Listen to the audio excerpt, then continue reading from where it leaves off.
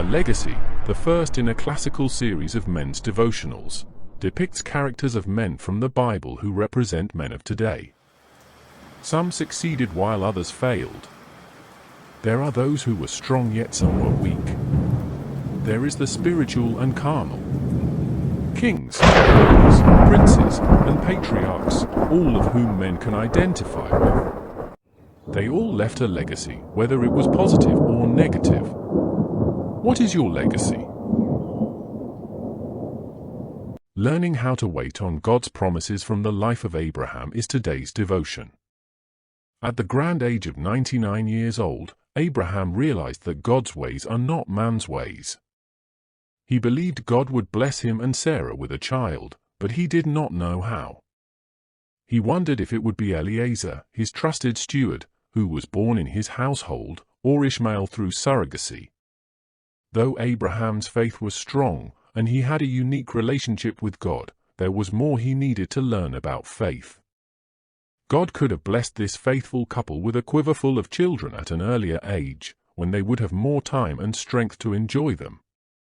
However, it was an important learning process for Abraham to understand the significance of being a patriarch. Uncertain of his future, Abraham questions God about his heir. In response, God uses the constellations to help Abraham understand the magnitude of his promise. To the naked eye there are over 8,000 stars, but in reality there are more than 10 to the power of 24. Mathematicians, physicists, and the scientifically astute will know the magnitude of this number, but for most men it is only known as an immeasurable number, too large to fathom. Though Abraham was blessed over and above what he had imagined, if he could have only seen beyond the 8,000 stars, he would have been astounded. His blessing would be according to his faith and belief in God. When God's promises seem distant, it can be disappointing and enough to make a man lose faith. What God says, He will do, perhaps not when you want it, but at a time when it will be greatly appreciated. Great faith will produce great blessings. Alternately, small faith will produce small blessings. You might have been waiting a lifetime for a special blessing, and have the same fears as Abraham. You are not too old to receive that blessing, as can be seen with Abraham. He was almost a century old when he received his blessings. He did not receive all that the Lord promised him, but his offspring did.